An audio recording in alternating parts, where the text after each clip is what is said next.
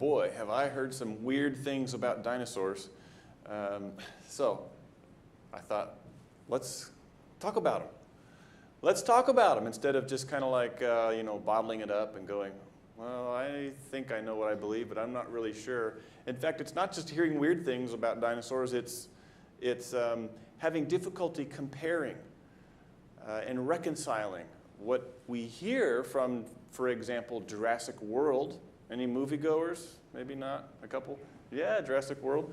What we hear about dinosaurs, that they died millions of years ago, that they evolved from non-dinosaur reptiles to dinosaurs, and that they evolved from dinosaurs to birds. That's the story that is out there. They became birds. Wow. But then you look at the Bible and it says God created all the creatures to reproduce after their own kinds.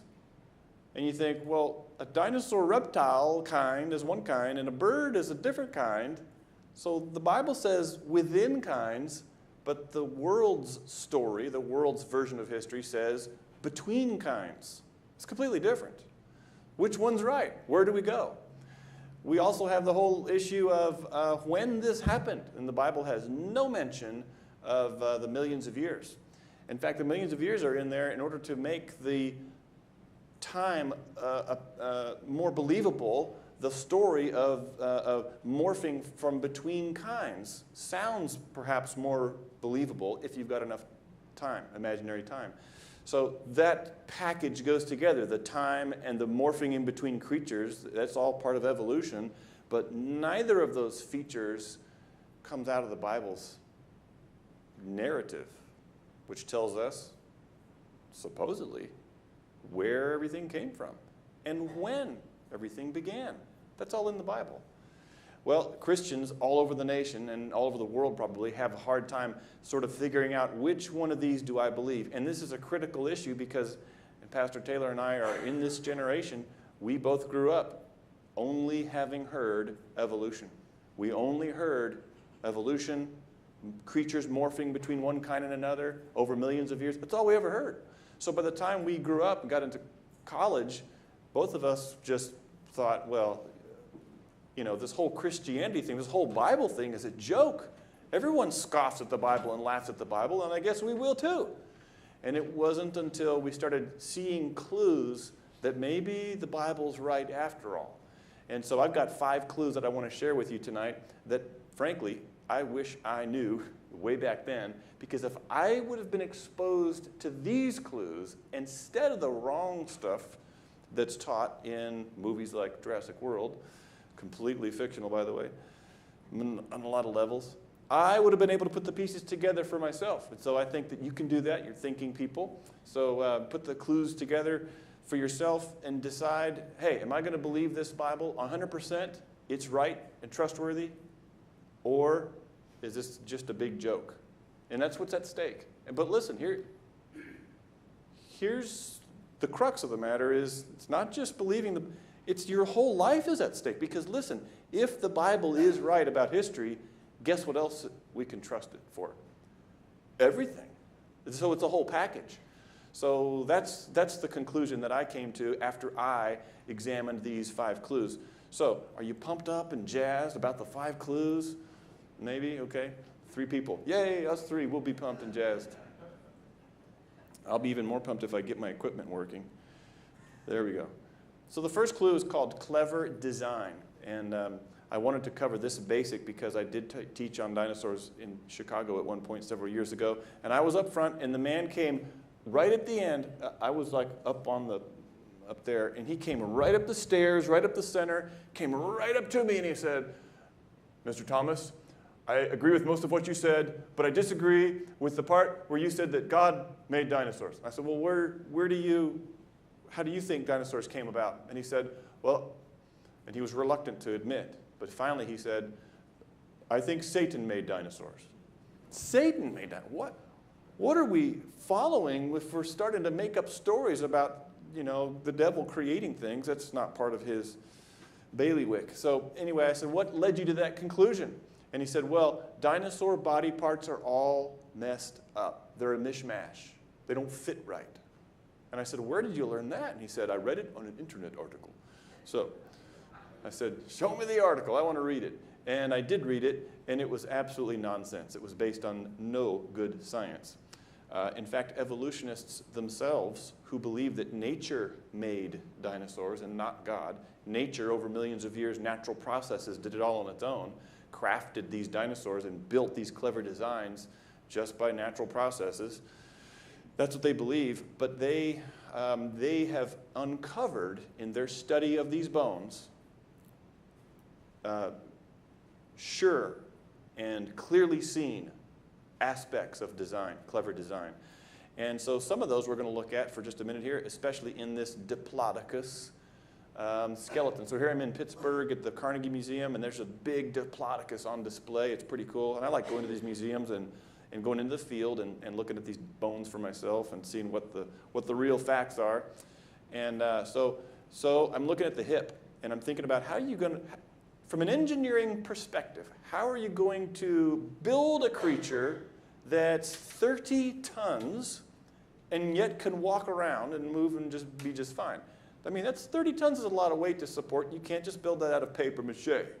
You know, you've got to have some engineering expertise, some construction expertise to do that. So I'm looking at this hip, and there it is. There's the hip with an arch shape and a pillar-like leg, the femur bone that comes straight down there. And it reminds me of these arches and pillars used by the ancient Romans. This is a 2,000-year-old aqueduct system, cleverly designed enough that it's still standing after all these years. Paul the Apostle may have seen this one near the town of Ephesus there. So whenever I see arches supporting heavy weights with pillars, I'm thinking in terms of clever design and not just haphazard arrangement that Satan or nature might have left behind. I'm also looking at the knees. And this is right in the middle of the pillars, these legs. They actually bend at the knees. But here's the thing. These gargantuan creatures, and I mean big, over 100 feet long, 30-foot long neck, 30-foot long tail, you know. They grew bigger, but all of them hatched from an egg no bigger than a football. So they all started small, which means they have to grow and grow and grow. Now, design a car that gets bigger and bigger and accommodates more and more people. What do you have to do? You have to rearrange the shocks and struts, and you have to get bigger tires, and you have to get a bigger motor, maybe something like that. That's what happens with these guys. What an engineering difficulty and challenge that would be. But that's what was in these dinosaurs, because as they grew larger and larger and larger, the knee joint grew wider and wider and wider to increase the surface area so that all that weight could be supported. And now if these knees didn't grow in that pattern, you'd have itty-bitty spindly knees. What would happen to our, he'd crumble and fall, and he'd topple over. That didn't happen. Every part of his body cleverly designed and crafted so that it worked together to do what he did, which was stand around and eat a lot. Speaking of that, I'm looking closely at this neck bones, these vertebrae, and I'm noticing these are not your normal vertebrae. Most dinosaurs, and like the T-Rex, the theropod dinosaurs with the 3 toes and 2 legs on the floor, and even people vertebrae, our vertebrae are like blocks. They're solid. And boy, if this guy had solid blocks and no gaps and no spaces, what would happen? His neck would be so heavy, his head would drag on the ground, and he'd be eating worms. That's about it. But he's cleverly designed with all the features he needed to have a lightweight neck. So this is a lightweight design, weight-saving features like gaps, holes, raised ridges, right where it needs to have support. Reminds me of my bicycle. So I love riding my bike, and it's got holes, hollow tubes, and there were even hollow spaces on the inside of these dinosaur bones, cleverly designed to be able to hold up the tail, you know, almost like a tree trunk, just straight out like that, hold up the head like this. And he even had a lightweight head, teeny tiny head. So if Satan made it, or if nature made it, maybe the head would have been misshapen or out of proportion, Nothing's out of proportion. It's all cleverly designed. Can you imagine a T-Rex head on the end of this? A big giant T-Rex head? That wouldn't work. It's got a teeny tiny head with a small mouth and an itty bitty weight-saving brain. He even had a brain annex in his hip. He had like brain B and in his hip there. But can you imagine? That probably serves two purposes. And I don't know because I'm not watching it live, but it did live. And can you imagine the signal sent from the brain all the way to the tail? Here comes a T-Rex. We need to swat it. Time to swing the tail. Let's send the signal. And it goes 30 feet here. It goes 15 feet through this body. Finally, it reaches the tail. Okay, start swatting this T-Rex. Well, by now, he's eaten. Okay, so not only does he have a weight-saving feature of putting part of the brain here and part of the brain in the hip, but secondary benefit, he can start telling the tail to swing right there because the brain is closer to the tail. The signal doesn't have to travel that far. And he lived and moved and breathed and ate, and he could stand in one place like these scientists estimated using their computer graphics and looking at the angle that the vertebrae would have taken. He could stand in one place and swinging his neck left to right, up and down. He could eat all the branches on the left, the leaves, all the leaves in the middle. He could stand there for an hour and just eat leaves and not spend energy chasing food. Just standing there, just moving his neck alone. Well designed to do what he did and live the way he did. So thinking of clever design, I'm looking at this egg. So what kind of egg am I holding? Somebody say dinosaur egg. Yeah, this is all about dinosaurs tonight. So this is actually hadrosaur. And I'm thinking, if I'm going to show off my mad skills as a designer, why not do something like this? Build something that fits into your hand, put anything in it you want, but it has to turn itself into a dinosaur that is able to hatch, move, eat food, get energy from its environment, transform that energy into usable form so it can move some more, and eventually grow and make a copy of itself. Can you imagine? Build a computer that makes a copy of itself. Wow. It's got to have all the machinery to generate a whole new machine inside the machine. And that's what we have with living creatures, dinosaurs included. There, so that little, by the way, I picked that up at a rock shop in South Carolina, hence the weird stuff all around. And I said, oh, I'm going to buy this so I can show it to audiences. And then I turned it over, and the price tag said $400, so I put it back down. I'm not going to let's just take a picture instead, and we'll do with that. Actually, I told that story to a group in California, and a month later, I got a heavy box in the mail. Is this a bomb? Who's sending me bombs? Who is this? I open up the box, and it has a note that says, every good creation scientist should have his own dinosaur egg. And there it was. So we've become pretty good friends, so I appreciate that. So now I've got a real one. It's in my office, but I'm still not bringing it because it's too precious. So you're going to have to come to our offices in Dallas at the corner of Royal and Luna. And I'll show you my egg, and I'll tell you why you need to give us $20 million to build our museum. That's all we need. That's all we need. So and it's a duck-billed dinosaur, hadrosaur, cleverly designed, which is what we should have been expecting all along because Genesis 1:25 said, and God made the beasts of the earth after his own kind. So if anything qualifies as a beast of the earth, I think dinosaurs probably did, probably the ultimate qualifiers for beasts of the earth. God made them. He gets the credit. Not Satan, not nature. God should get the credit. Good job, God. You cleverly designed these dinosaurs. About 65 basic kinds of dinosaurs. That's all. Lots of variation within each kind, but still several dozen kinds. Okay, the second clue is going to be catastrophic death. Oh, I know it's, not fun to talk about death, but this is the clue that presents itself from all the fossils around all the world, including a fossil of this Camarasaurus. Do you guys have 10-year-old hearts? You know, the mind of a child is somewhere inside of us, and we love to say these dinosaur names. If you do, you can say Camarasaurus. Yes, thank you. So this is a smaller sauropod. The sauropods are the ones with four legs that go straight down, and long neck, long tail. But anyway, look at his posture. Does this look normal? Is this like every day? This animal died, and then, by the way, when animals die, let's say a cow dies in a field, does the cow turn into a fossil? And what happens to the cow? Someone blurted out. It rots. Well, first it gets scavenged. Raccoons and rats eat it, or whatever. And whatever bits they leave hanging around, they rot. Fungus. That did not happen to this creature. Something that turned into sandstone, it must have been wet, fast-moving sand, overwhelmed this whole creature, the whole thing, faster than it could get away. And so complete that animals couldn't dig in and scavenge it. This is not normal. This is not, the kinds of processes that we have going on today.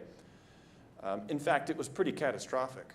Like these evolutionary biologists wrote, as they studied this particular carcass, looking at the angle of the neck bends here, they said it this way, and I couldn't agree more, that the post-mortem dorsiflexion disarticulated the zygapophyses such that it was preserved in a pose that was unlikely attainable in life.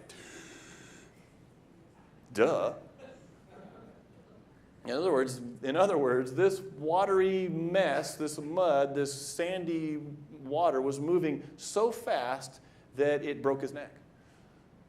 And so after he died, his neck broke and he never recovered. This is sad news, isn't it? A bunch of death. And that's how we see these fossils left and right, wherever we see them.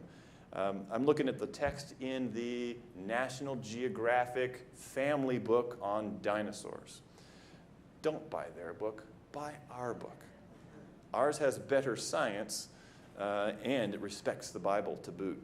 But it tells us this about Compsognathus. Say that. Compsognathus. We're going to say the dinosaur names, so just get used to saying them. Compsognathus. Now, if you saw Jurassic Park way back in 1993, when I was little bitty, Compsognathus jumped all over the big giant guy and ate him, and it was really creepy, right? Remember that scene? Okay, you don't want to remember that scene. I don't blame you. But that's Compsognathus. So it's about turkey-sized dinosaur. Okay, here's what they say about this. Compsognathus lived close to the shore of a calm lake. How do they know that? Is that what the fossil says? Does the fossil tell where it lives, or does the fossil tell where it died? He could have lived over here and been transported. A calm lake, not a fast-flowing water lake, very calm. Calm down, we know we were there. It was a calm lake. After death, which I guess was a normal, everyday death, old age perhaps, the animal's body sank, calmly I assume, to the bottom of the lake, and the calm waters ensured that the bones were not broken before the process of fossilization, a process that I was taught all my life took millions of years, could begin. I don't buy this story. I'm not buying it because I have examined, and I've talked to others who have examined what goes on in the bottom of a calm lake. Have you seen what's in the bottom of a calm lake? Do fish die in calm lakes? Yes. What happens when a fish body dies in a calm lake? It gets eaten. It's turtle food, man. Turtle food. Fish food, and then it rots. It's not turning into a fossil. There are no fossils happening in the bottom of calm lakes. There's just mud. Worms, mud. What about the bottom of the ocean? A 90-foot-long whale. When a whale dies, what happens to him? Does he turn into a fossil at the bottom of the ocean? No. All those bones, they get shark food, okay? But then the bones themselves get completely recycled by specialized worms that just eat bones. Scientists still don't know how the worms find the carcasses, but there's a whole collection of animals that find these whale carcasses and then just eat them, and in just a few months or just a few years, depending on the temperature of the water, that entire whale carcass is totally recycled. No fossils happening. Are there whale fossils? Yes. Yes, some were just discovered last week in California. Well, we got all these fossils, none of which suggest anything like this calm waters scenario. I don't buy it. In order to get a fossil, you have to have fast, rapid burial. And here are some compsognathid dinosaurs. Look at their neck arched back. It's like they're choking for air, and they're choking on mud. And look at this with his neck arched back, way back. But you know, don't worry. We were there. Calm down. The calm waters ensured that his neck was wrenched back to his rear end. That's what really happened. Very calm. Guys, that's not calm at all. That's not calm at all. That's catastrophic. It's pretty miserable. So a lot of death, a lot of water, a lot of mud. Like this one. Caudipteryx. Say that. There's Caudipteryx, neck arched back. Here's a sauropod dinosaur from Utah. And if you zoom in closer, this is kind of zoomed out, but these are the big sauropod bones. They've been all mishmashed. And by the way, most dinosaur bones are just fragments of a bone. And sometimes you get the whole bone, but very rarely you get one bone connected to another. And extremely rarely you'll get more than one bone still in its position, in body position. Anyway, so it's a jumbled mess. And if you zoom in, you'll get fish bones, shark teeth, garfish scales, clams, snails. Bird fossils are in this. Birds. Normal birds like duck, goose, albatross, water birds, swamp creatures, frogs, all mixed in with dinosaurs. It was a mess. Total catastrophe. Lots of mud, moving fast. What is this?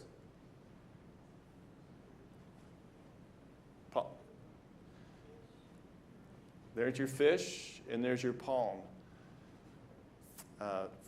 tree. Do fish normally swim around palm branches? No. We're taking completely different environments and smooshing them together. This is not normal. It's not every day. It's not slow. It's not gradual. It's catastrophic. So we're looking at catastrophe everywhere we see fossils. And by the way, we're standing on them right now. North Texas, boom, covered with layers of limestone that have fossils in them. Here I am at the Hill City Museum in South Dakota. That's, by the way, what I look like for the 3 people that chose to sit close enough to the slides to actually see them today. That's how I look whenever I hand my camera to someone and say, please take my picture, and they don't count down. I wasn't ready. So there's me not being ready. And there's T-Rex named Stan. That's his nickname. One of the biggest T-Rex ever found, T-Rexes. And you know, I'm thinking about this T-Rex, and I'm thinking, how did this turn into a fossil? I mean, this guy's 7 tons, scientists estimate. 7 tons of T-Rex. And the story that's told on the placard below Stan, right there at the museum, says, Stan died, natural causes, old age perhaps, and then he laid down. He happened to die right next to a stream. And then the stream overflowed its banks and covered Stan the T-Rex. Yeah, I don't buy that story either. I don't buy it. If that's how fossils form, then why don't we have fossils forming on overflowed stream banks today? We don't. When a stream overflows its banks, it carves a gully, and it might deposit some mud, but even that's not enough of a catastrophe to make a fossil, let alone a fossil of a 7-ton creature. I mean, we're talking about a catastrophe almost unimaginably immense. A lot of water moving so fast, faster than he could run out of the way. He couldn't get out of the way of it. A lot of water moving with so much force that he couldn't even bull his way out of it, so to speak, or T-Rex his way out of it. He's 7 tons. He should be able to go wherever he wants. I think he looked back and he saw this wall of mud and he said, I'm about to die. And then boom, he's flattened. And all those other creatures get mixed in with him. And mud, lots of water. Here's a fossil that we have at the Institute in our office walls. And it's, say this one, Sinosauropteryx. Yeah, that's that creature there with the legs. And then this is a sturgeon. Now this is from China, and the sturgeon are still with us, still swimming in today's waters. But this is supposed to be 150 million years old. And in 150 million supposed years, natural selection has sifted through all the mutants that have happened and transformed sturgeon into sturgeon. No evolution has happened. I don't think the millions of years have happened either. And I'm going to show you evidence in the fourth and fifth of our 5 clues that comes from science and suggests that these fossils were not deposited 150 or 65 or however many millions of years ago, but instead deposited in Noah's flood. I think these are flood fossils only 4,500 years ago. We should be looking for that because it says in Genesis 7, and the waters prevailed exceedingly on the earth. Not just part of the earth. It says all the high hills under the whole heaven were covered. Now this is not the Himalayas, because the Himalayas were made by the flood, during the flood year. These are the high hills that existed in the pre-flood world. Those high hills were completely covered, and all flesh died that moved on the earth. The Bible says in Genesis 8 also, or 7, that every creature with the breath of life in its nostrils, 2 of every creature with the breath of life in its nostrils, went where? On the ark. So you've got 65 basic dinosaur kinds, the average size of which was about that of a bull. And could you have squeezed 65 times 2, 100 and whatever the math comes out to that, 100 and some odd bulls onto the ark? Well, how big was the ark? Boy, that thing was immense. 450 feet long, 45 feet high. Wow. The dinosaurs would have taken up 1 corner. You know, you don't have to take the adult great-great-great-great-great-granddaddy Diplodocus. You could just take the one that had hatched 3 years ago and is only 6 feet long, Diplodocus, on the ark. And boom, you got all the animals on the ark. All the birds would have taken up the most space on the ark. But even with all the animals and birds, they would have, both living and extinct, would have taken up only a maximum of 2 of the 3 decks in Noah's ark, 3 decks in the ark. So what did he put in the 3rd deck? Plenty of space for all the food they needed for the journey. He could have even stored water. Maybe he had cisterns in there. Anyway, you could see more about that with our materials. But that's, I think dinosaurs survived through the flood on the ark along with these other creatures and along with man, including Shem, Ham, Japheth, and Mrs. Shem and Ham and Japheth, and Noah and Mrs. Noah. And then after the ark landed, the animals got off the ark, and then they started to migrate around the earth. And the ice age was happening, so we had some different things going on, very different climate. And then eventually people dispersed from the Tower of Babel several hundred years later. And what did they encounter as they moved across the earth?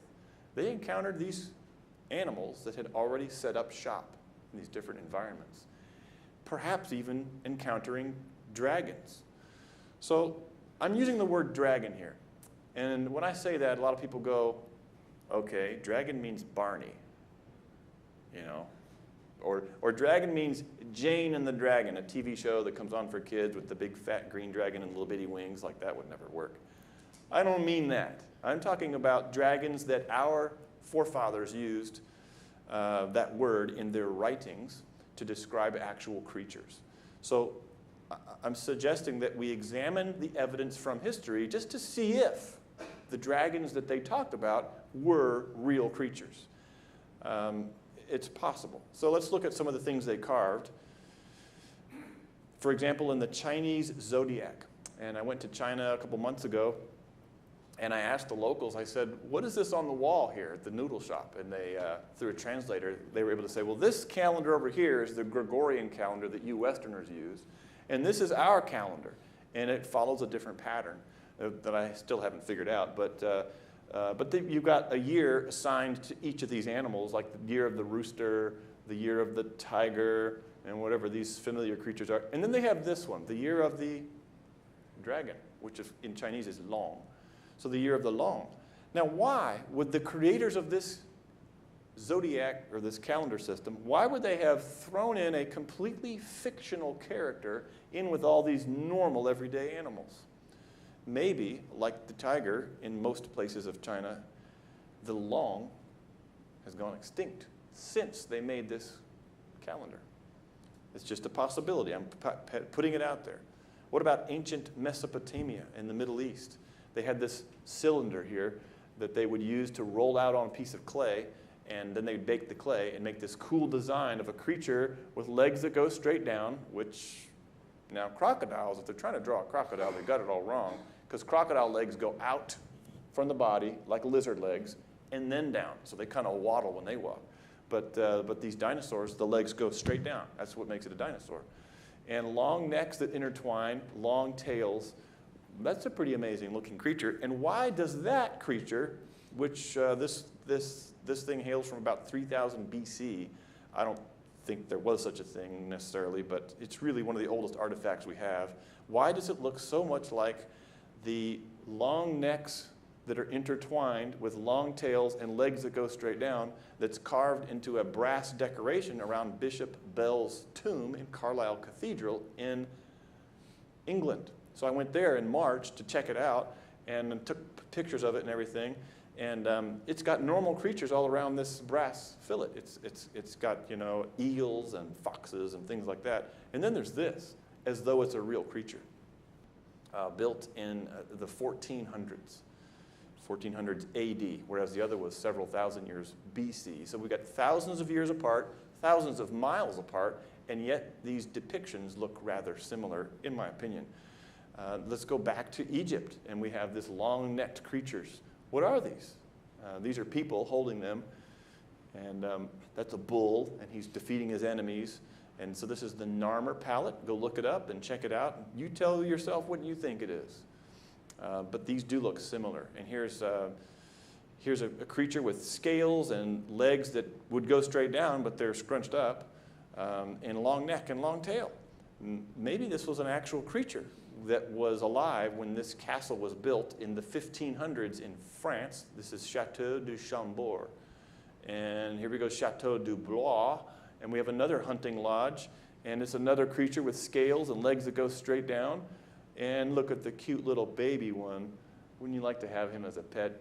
A dinosaur pet? Wouldn't that be cool? And then he would grow up and eat your face. That would be bad. No fun. In fact, a lot of no fun. And maybe that's why some of these dinosaurs went extinct. Because when man moved in and built Chateau du Blois, there used to be a swamp nearby. And they would go hunting in the swamp. There are swamp scenes. The rest of this shows it. You got swamp plants, and then there's a fox and a deer and other creatures in the background, and there's turtles and swampy creatures. The swamps have been drained hundreds of years ago, drained long ago. I don't blame them, because if I'm playing in the backyard and I send Susie and Johnny in the backyard and they're playing, and then this monster comes out of the swamp and eats them, well, I'm going to get a little grumpy about that. And I'm going to say, Bob, get your, I know your name's not Bob, but I'm just saying Bob. Get your spear. Fred, get your AK-47. And let's go out here and take care of this threat. And so as people move in, they get rid of the threats. That's what we've done here in North Texas, which used to have wolves and bears. We got rid of them. And that's what happens when people move in, they get rid of the biggest, baddest threats. Maybe that's what happened to some of these, what they used to call dragons.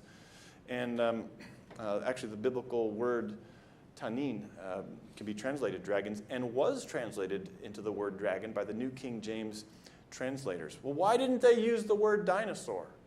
That wasn't invented. Wasn't even invented until 1842 by Sir Richard Owen. The word dragon did exist, though. I went and did some exploring at some cave. It's called Painted Cave in New Mexico. So we went there and looked at these interesting looking paintings. They're old. They're a couple thousand years old. I haven't been able to find literature on it, so I'm still wondering what they're about. But we do see creatures with long tail and legs that go straight down. What is it? I'm open to the possibility that it might be a representation of a dinosaur that lived after the flood. And why do I think that might be possible? Because I trust the Bible. Why do evolutionists say it's not possible? Because they are already coming at the Bible with a bad attitude. Just like Peter said they would in 2 Peter 3. For the scoffers will come in the last days, saying, where is the promise of his coming? For all things continue as they were since the beginning of creation.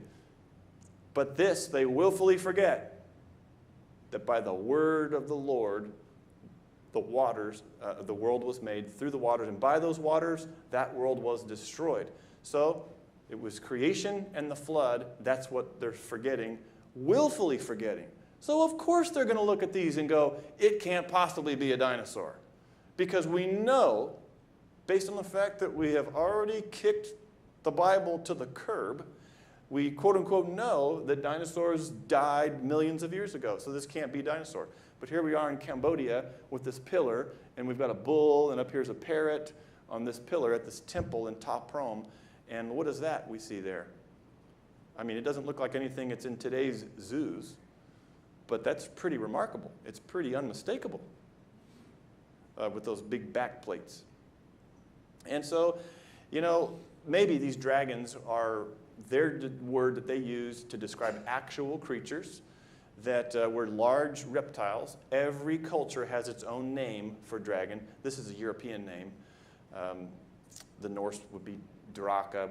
We looked at long. Even the American and South American and Central American Indians had their own names for large reptile creatures. And the Bible has a name.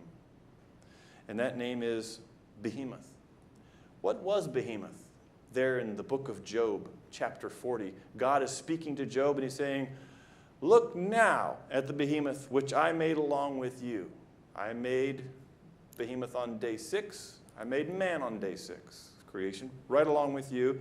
See now his strength is in his hips. Then we know from dinosaur anatomy that their strength was in their hips. And he moves his tail like a cedar. Now that really tells me a lot right there. What is that? What does that mean? Now the Bible translation notes says in my Bible, possibly a hippopotamus. So, well, does a hippopotamus have strength in his hips? Okay, I'll grant you that. Was he made on day 6? Yeah. Yes. Is he the chief of the ways of God? Another verse in this passage, which means the biggest, baddest thing God ever made to walk on land? Not the hippo. Maybe, but now you're stretching it. But does the hippo have a tail like a cedar? So I went to the zoo, and I watched the hippos walk around, and I had my little video camera, my phone, and sure enough, the hippo displayed the wonders of his tail, which is a little flap-like thing that he uses to distribute his dung. And it's totally disgusting. But he flings his dung all over the yard, and I guess that's how God designed it, to do something, I guess fertilizer.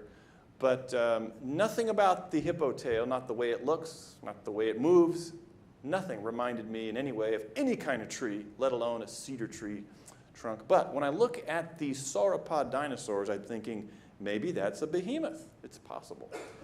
And Job was written right after the flood, during the Ice Age, in a place and time when dinosaurs still would have been alive. So those are our first 3 clues. The first 2 were fossil-based. The second was history-based. And the third, we're going to go back to fossils. I'm sorry, the fourth, now we're going back to fossils. So we're going to talk about collagen protein. You've heard of collagen? Collagen is part of what makes up our skin, makes our skin real tough. It's in our bones. It's what makes bones flexible and not easy to break. And it turns out that dinosaurs had bones too, and they had collagen in their bones. And it turns out also that we can measure how fast this protein decays. So here's scientists have worked out the exact chemical structure of collagen protein, showing the position of every atom in a molecule of collagen. It's a protein that has 3 parallel strands that wind around one another, because a cord of 3 strands is not easily broken. But it does break, it does fall apart from either end. And what happens? Oxygen reacts with these chemicals to break it apart. Water reacts with these collagen molecules to break them apart, to turn them into individual amino acids and in individual smaller chemicals like ammonia, carbon dioxide, and maybe different things like that. So this happens over time, and assuming a pretty cold temperature like Canada cold, you can get this stuff in bone now to last for hundreds of thousands of years based on the measured decay rate, the decay rate measured in a laboratory. You extract the lab measured decay rate for over a month or so, you extrapolate that into the past, and you get, wow, this stuff could have lasted for several 100,000 years. But what does it also tell us? Could it have lasted 1 million years? No, not based on the science of collagen decay. So where am I going with this? If we find collagen in a dinosaur bone, we have scientific evidence that that bone is no older than 1 million years. It can't even be 1 million years old if it has collagen in it. Let's see. Did scientists find collagen inside dinosaur bones? Of course, or I wouldn't have this whole point. Collagen decay. Not just collagen in bones, but blood vessels. In a T-Rex femur, scientists found this, published this in the journal Science in 2005, and wow, this was amazing. So the secular community said, there's no way that this squishy stuff, these white fibers that rebound after you stretch them, these little red spheres or circles that look like red blood cells, no way that came from a T-Rex. A friend of mine who works at ICR, Lalo, he's our events director, he went to the Smithsonian Museum about 2 years ago, and he loves to mix it up. He loves to get into conversations. So he went to the paleontology exhibit at the Smithsonian, and he found the chief paleontologist, and he said, "Sir, I got a question. A friend of mine at work, talking about me, is looking at dinosaur bones, and he said that he keeps finding publications showing soft tissue, squishy stuff that's in dinosaur bones. What's your answer? Have you heard about that?" And he goes, "Yes, I've heard about that." "What do you think about it?" And he goes, "Well, here's what I think. They're out in the field, right? And they're collecting these dinosaur bones, and they take a break in the middle of the day. And I think they accidentally dropped their sandwich, which had a piece of meat in the sandwich. And that's what you're actually looking at, is somebody's lunch. Now, if you're eating that, you're kind of carnivorous. But so the scientists said, by the way, Lalo told me that, and I just laughed. I was on the floor laughing. I said, "You're making this up." He goes, "No, I swear this is what the guy said. They dropped their lunch in it, and it made it into a scientific journal." No, I'm not buying it. But you see how desperate the stories become when the evidence doesn't match the worldview. And that's how desperate the stories become. So what happened? The scientific community said, that's got to be bacteria. Bacteria are doing this, even though bacteria don't make things that look like that. So they said, okay, well, we'll go back to the lab, and we'll go back to the field. And they went to the same area in Montana, and they found a hadrosaur femur. And I'm standing next to a hadrosaur femur in this picture. They broke it open. They dissolved the mineral part of the bone, and look what they found. More of the same. Red blood cell, they called it red blood cell-like elements mixed in there. And in these blood vessels and even bone cells still intact. And they sequenced collagen protein right out of there. Bacteria don't even make collagen. They don't use it for anything. It's in vertebrates. It's what holds bone and skin and connective tissue together. And there's more here. And here I'm at the pointing to a mosasaur. Mosasaur, say that? Mosasaur. Not a dinosaur, because by definition dinosaurs had legs. This guy swam. So he's an extinct marine reptile, which had a shark-like tail, and a red patch in his rib cage, right where his heart would have been, still colored red. And I got to see it in LA last year. And boy, was I excited. But I got my camera out and turned it on. And I was like, guys.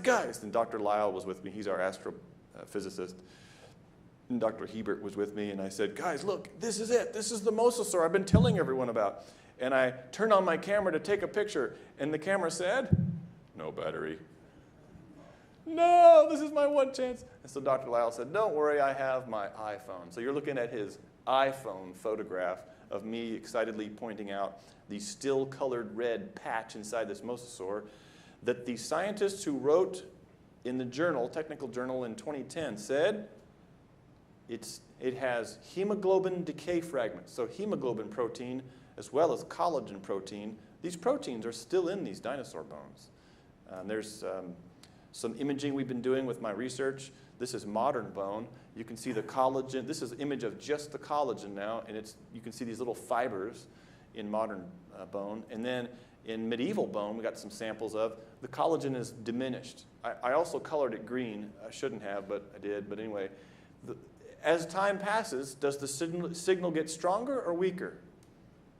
The signal should get weaker because we're losing collagen. The collagen is decaying. So then I snuck in some dinosaur bone, and lo and behold, I found some very degraded and decayed patches, but still some collagen signal in our dinosaur bone. So it's there. And found a bunch of it.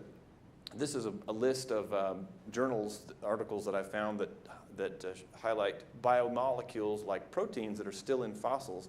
They've been publishing on this since the 1960s, and it's in the technical literature. But look, every one of those instances of protein in a dinosaur bone should be telling the researcher, wait a minute, how can this protein still be in here if it's millions of years old? Maybe it's not millions of years old. Maybe the reason we still have protein, even though it's degraded somewhat, it's still in here, maybe because it's young. No, it can't be young. Because if it's young, that means the world isn't millions of years old. And if the world's not millions of years old, then it must have been created. And that means I must have been created. And if I was created, then I'm accountable to my Creator. And I don't want that accountability. I want to be able to live my life, my way, call my shots, and sin however I want to sin, and I want to make it feel like I'm not sinning. So I'm going to pretend that there's no God. I'm going to pretend that the Bible's wrong, and I'm going to just do whatever I believe, whatever I want to believe in order to get away with what I want to get away with. There's a spiritual link. It's not, scientists are not Dr. Spock. They don't objectively analyze all of the evidence and go exactly where the evidence leads. Scientists are people, and they're sinful people. And they follow what Peter predicted they would. Scoffers. Many of them, secular scientists, are scoffing at the Bible, not because it's unscientific, but because it affronts their, in some cases, it affronts their desire to live the way they want to live. So here's what we should consider on this whole age question. Mark 10, verses 6 and 7. Jesus himself was telling the Pharisees this. They asked him a question, they're trying to trap Jesus, and he says, have you not read, but from the beginning of creation, God made them male and female.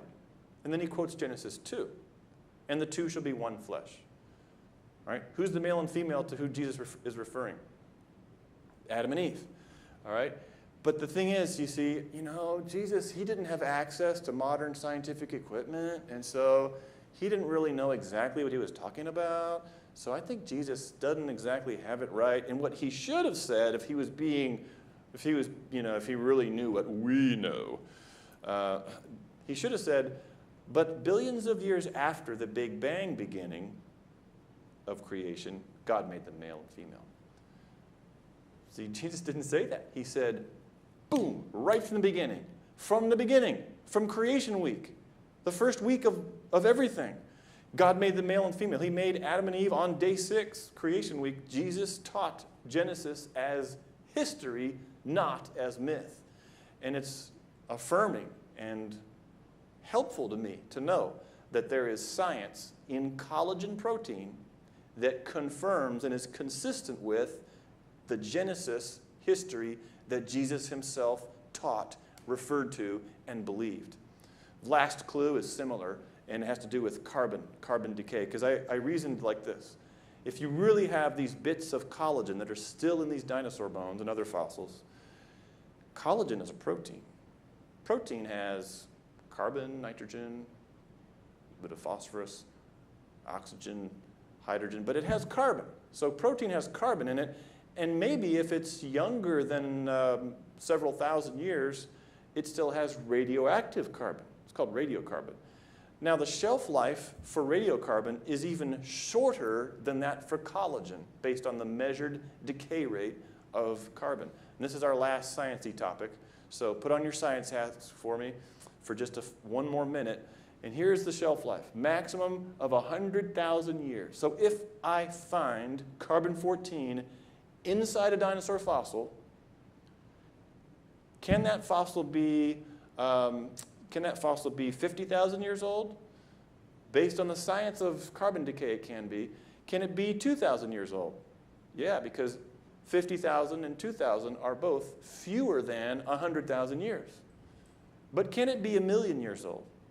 Not based on the science of carbon decay. So we started looking for carbon-14 in fossils. Example, this is a tail vertebra from a hadrosaur, and I sent some samples into the lab, and yes, we found it from a hadrosaur. We found it in hadrosaur, and then we found a sample of the brow horn, which is this brow horn here, one of the largest ever found. Some friends of mine dug it up a couple years ago from a ranch in Montana. And we sent that brow horn in for carbon testing, and sure enough, they found radiocarbon in that brow horn, right where it should not be if it's even 1 million, let alone the 70 million years that are assigned to the rock layer in which this dinosaur was found. Right there, Triceratops. We found it in a piece of Diplodocus bone that I thought, surely there's not going to be any carbon-14 in this because it's so dark. The original bones were tan colored, like, bones, whitish. But they've obviously been mineralized. And I thought because outside minerals have replaced the bone, there's going to be no bone stuff left. But I was wrong. And we got measurable amounts of carbon-14 even in the Diplodocus bone from Carnegie Museum. Don't ask me how we got those. Don't tell anyone that we got those either. But we have them, and we're going to try to publish these results. Anyway, we have published some of them. We have more that we're going to try to publish. What's this dinosaur name? Steg. We found it in Steg. Yep. We found it in this one, which is called Psittacosaurus. Some of you like saying it. I appreciate that. This one is from China. By the way, did you know that there's a Tasmanian devil fossil in the Gobi Desert in China with a baby Psittacosaurus in its stomach? So we have modern-looking creatures. And there's just last year they found a fossil mammal that looks just like a squirrel. Of course, they can't name it a squirrel because then they would be admitting that creatures have lived unchanged for millions of years. So they have to give it a fossil name, So they named the Tasmanian devil Rhipinomymus, and then they gave the fossil squirrel its own special name to keep it separate in our minds. But I'm looking at it, I'm going, squirrel, beaver. We found all these creatures mixed in with dinosaurs. Anyway, we found a Psittacosaurus, sent off some of the bones to the lab, and sure enough, we got carbon-14. Scientists, both secular and creation, Bible-believing scientists, have been finding carbon-14 in earth materials for years, for decades. For example, this lump of coal. They can't find a lump of coal that doesn't have some carbon-14 still in it, which means it's probably maybe only thousands of years old, fewer than 100,000 years. Maybe it's only 4,500 or so years old, the date of the flood. How else are you going to get large mats of leaves and clumps of bark in one vast area to make a coal deposit anyways? It doesn't happen naturally or normally. That's flood. Now diamonds. How do you contaminate a diamond? And they're supposed to be 3 billion years old. But sure enough, we found, and secularists found after we did and confirmed the presence of radiocarbon in diamonds. Diamonds look young, not old, as do all these creatures and fossils. So the science of carbon decay is consistent with what Zacharias said there in Luke chapter 1. This is John the Baptist's daddy. And he's filled with the Holy Spirit, and he says, "Blessed is the Lord God of Israel." This is when he becomes unmute. Was there a word for unmute? He can now talk, okay? He was muted, now he's unmuted. And blessed is the Lord God of Israel, for he has visited and redeemed his people as he spoke by the mouth of his holy prophets, who have been since billions of years after the Big Bang world began. Oh, wait, I misquoted it. His holy prophets, who have been right there since the world began, since the beginning. Creation week. So let's wrap it up. All of that just to say this. John chapter 3, Jesus is telling us, if I have told you earthly things and you do not believe, how will you believe if I tell you heavenly things? So I'm considering clever design. And the Bible verse there is, "And God made all the creatures, the beasts of the earth, to reproduce after their kind." Creatures of the earth. Is that an earthly thing? God making creatures to live on the earth? Nod your heads, because that's an earthly thing, okay? If you believe nature made them, or Satan made them, or any other thing, then how are you going to believe the heavenly teachings that Jesus brought? Like, you're a sinner. You've broken God's law, and you deserve punishment. That's a heavenly teaching. That's a spiritual lesson. But why does that spiritual lesson carry any weight? Because it comes from a book that tells us the truth about spiritual things. How do we know this book tells us the truth about spiritual things? Because it tells us the truth about earthly things too. And we can trust it in earthly things and spiritual things. What about the second clue? Catastrophic. Help me. You don't remember the clues already? Catastrophic death. Catastrophic death. And we looked at the Bible verse that says, all the high hills under the whole heaven were covered. Every creature that had the breath of life in its nostrils died if it didn't get on the ark. Is that an earthly thing? Water covering the earth? Yes. You can't get much more earthly than the worldwide flood. Now, if you don't believe in the worldwide flood, if you're going to join the scoffers, then how are you going to believe the spiritual teachings? Like, yeah, you've sinned and you've broken God's law, but look, Jesus, who never sinned, he died anyways, substituting himself for you, paying your penalty. This is good news now. And what about the next clue? Dragons. And we look at Job. Look at Behemoth, which I made along with you. And if you don't believe that these extinct creatures were alive, that's an earthly thing, you're going to have trouble believing the rest of the Bible. And what about Mark 10:6, which says, we just quoted it a minute ago, have you not read, he that made them in the beginning, right at the beginning, made them male and female. The creation of Adam and Eve. You know, there are Christians out here who are telling us, they're saying, we believe the Bible, and we believe the Bible teaches that Adam and Eve were not real people. And they will tell you with a straight face that science has proven that you came from a chimpanzee-like ancestor. And they're just borrowing all the garbage from secular scientists without doing the research that we do at the Institute, peeling back the layers of assumption, getting to the real data, and finding, oh, wait, that's not really science. It's just belief. It's just the way they've interpreted the genetics or whatever it may be. This is serious stuff, because if we don't believe the history, the earthly things that are in the Bible, like creation of Adam and Eve from the very beginning, then how will you believe the spiritual things, the heavenly things, like, yeah, you're a sinner, and yeah, God died for your sins, and Jesus paid the price, and if you believe in your heart that God raised him from the dead, and if you confess with your mouth Jesus is Lord, you too can be saved. That's good news with eternal consequence. Wow, you can be reconciled to God, brought back to God, and it all comes from the same book. Wouldn't it be great to have a place to go that highlights these evidences, a place we can bring our families to show these clues that we don't get to see at the Perot Museum? This is a mock-up of perhaps what our museum would look like. We've got this building is already made. My office is right there behind that tree. And this is not yet made. And we have a vision, and we would love to see this vision come to fruition, and for kids, families, to come and touch things and move things around that illustrate our 40 years worth of discoveries of rock layers and dinosaur fossils, DNA, and everything else that point to creation and biblical creation, recent creation. We have resources that you can get right now, right here in the back, including our guide to dinosaurs.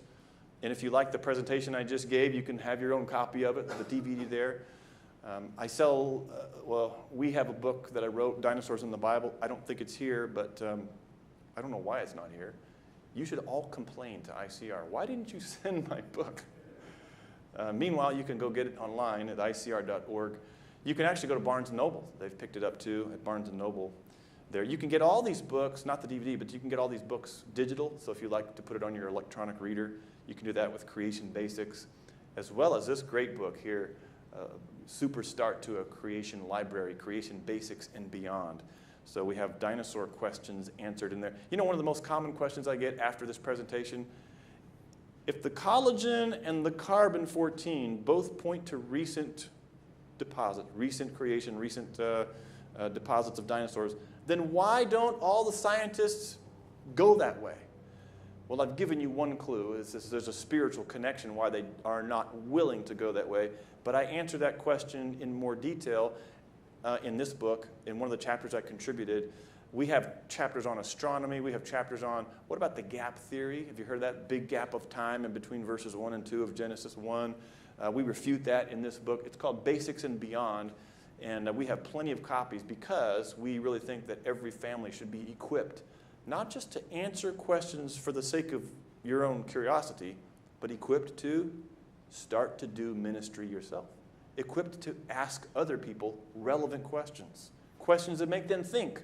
Questions that make them analyze, now why do I believe that dinosaurs were deposited millions of years ago? What do I think about collagen and carbon-14? And what do I make of these verses in Genesis to which Jesus referred? You can become equipped and ask your friends, neighbors, family members these kinds of questions. All to do what? To point us back to Genesis. All to point us back to believing and trusting God's word 100% all the way through. Thanks.